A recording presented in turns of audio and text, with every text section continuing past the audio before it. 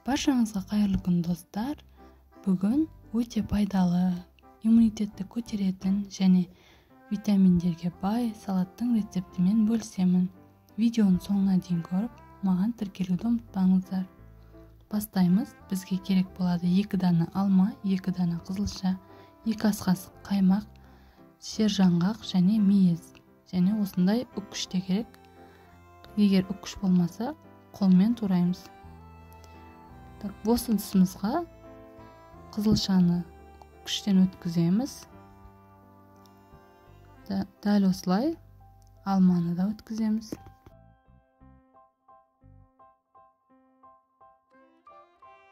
Үккіштен өткізілген алма мен қызылшаны араластырып аламыз. Келесі кезек мейізге. Мейізді алдын ала жуып, кептіріп қойған дұрыс. Бұларды майдалап турап қосамыз.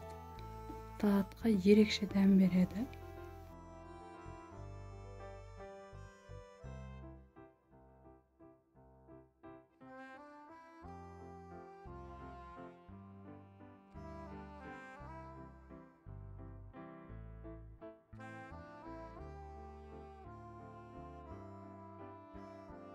Туралған мейіздерімізді салаттың үстіне қосамыз.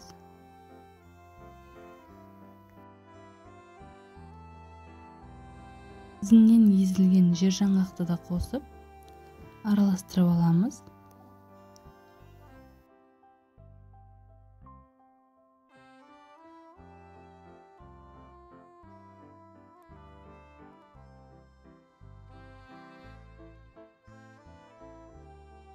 Енді 2 ас қасық қаймағымызды саламыз. 2 ас қасық қаймақ жетерлі, одан көп қосудың қажеті жоқ. Өте дәмді болады. Жақсылап араластырып аламыз.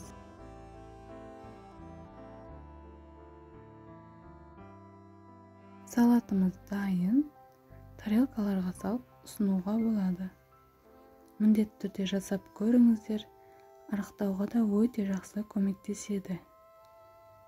Рецепт ұнаған болса, лайк басып, комментарий бөлімінде өз пікіріңізді қалдырыңыз. Сіздермен болған Тәтті рецептер каналы.